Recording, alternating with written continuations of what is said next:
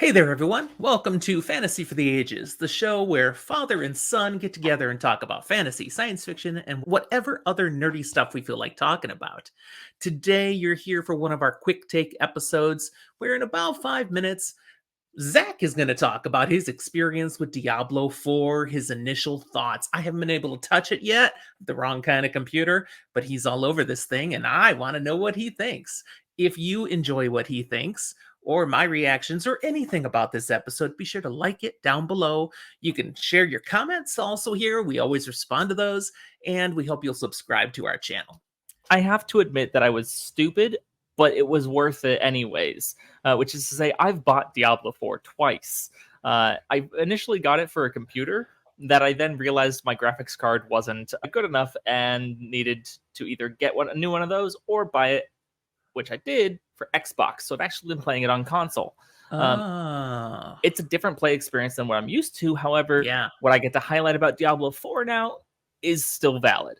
First off, it's beautiful. The amount of time and effort that Blizzard put in over the last 10 years, theoretically, while we had Diablo 3, really shows. There's really good detail. I'm a sucker for the ability to customize what your own character looks like. All these little bits and pieces are fun, but what's really, to me, been some of the most enjoyable play experience has been the story and interactions. It's very open world, which is different for a Diablo campaign. But if you are a fan of the Diablo series, I think this is a worthy entry so far from what I've seen of it. If only because it's new, it is still hitting on a lot of the same things that we know and love, but giving us a refreshed, revitalized, beautiful world to play in. Okay. Well, obviously, you know I'm a Diablo fan since I got you onto Diablo in the first place, but you've gone way beyond anything I did in mastering the game.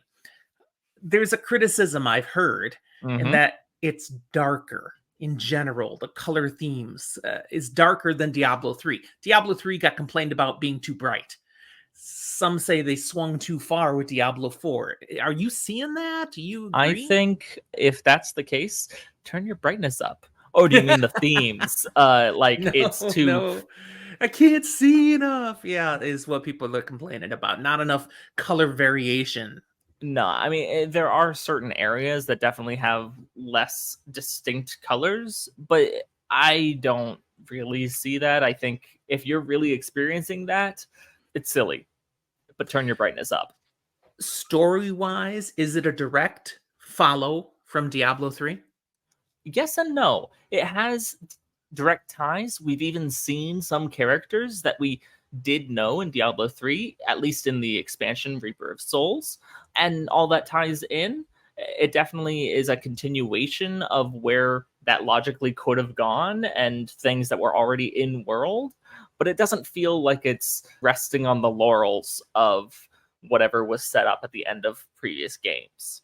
So you think I'll want to play it when it eventually comes out on the Mac then? Like I should definitely, or should I be buying a PC now to buy it, play it now? I mean, I think you, because you're old, won't necessarily find the time to play it if you were to go out and buy a PC to play it. But if it does become available in a way that you can access it, I could easily see you losing plenty of time in this game. There is a lot to explore. There are a lot of side areas and dungeons and things that you will need with your completionist brain to want to accomplish and finish. yeah. And there's a lot of content to explore. So when our episode drop schedule goes off the rails for a while, that's probably when Diablo 4 came out You for the committed. Mac. Regarding gameplay, I mean, obviously they must have added some new features, new aspects. Is there any one or two things that really stands out that you love? This is a great new approach, or I don't care for this yet. Anything? They went back like they had in Diablo 2 to a more skill tree based system, investing points in more places. And while I think it allows for more customization, a part of me misses the simplicity of Diablo 3, allowing for just you unlock the skills as you go and you get to pick and choose what is there. Okay. Having to actually plan it and have a limit to what you're doing while allowing for the versatility of character is going to make me have to make a lot more playthroughs just to see every ability. Yeah. All right. Any last comments about the game as we wrap up this episode? Angels, devils, either side, personally, they all suck. Well, they're all narcissistic for certain. That hasn't changed. Okay, gotcha. Look, is Lilith the bad guy? Yeah. Am I kind of cheering for her? Also, yeah. All right, there you go, people. If you've already played some Diablo 4 and you can share your thoughts as well, put them down in the comments or find us on social media. Hit us up on our Discord server. We just love to talk more. Tell us what you agree with, what you don't. Thanks for your comments, Zach. Appreciate hearing about the game. And everyone, we'll talk to you next time.